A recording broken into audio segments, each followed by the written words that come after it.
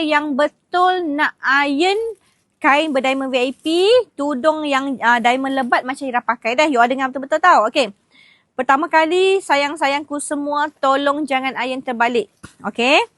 Okay, basuh dulu maksudnya basuh macam mana? Okay.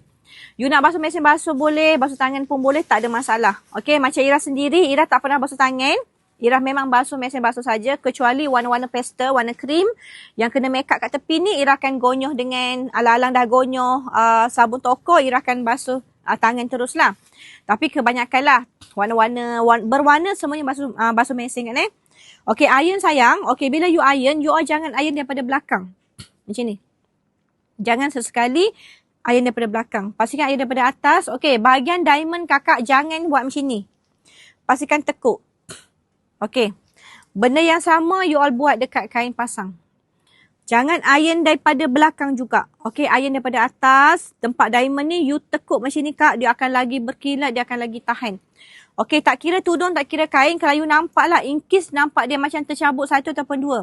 Nampak gelar-gelar satu dua kan. Okey, you all jangan buang sayang Ambil diamond tu, letak balik dekat mana yang tercabut. Bucu iron kita tu, yang hujung tu, you all tekuk dia macam ni. Okey, you all tekuk dia macam ni. Cabut satu tu kan. Okey, you all tekuk dia. Nanti kita akan tekuk balik ni. Jangan buang tau. Nampak je tercabut macam ni. Letak balik, tekuk balik, tekan balik. Itu cara dia sayang. Okey. Akan tahan lama, akan lagi shining. Bila you iron terbalik, kenapa jangan iron terbalik? Bila you iron terbalik, dia akan luruhkan diamond-diamond tu. Clear? Understand? Okey.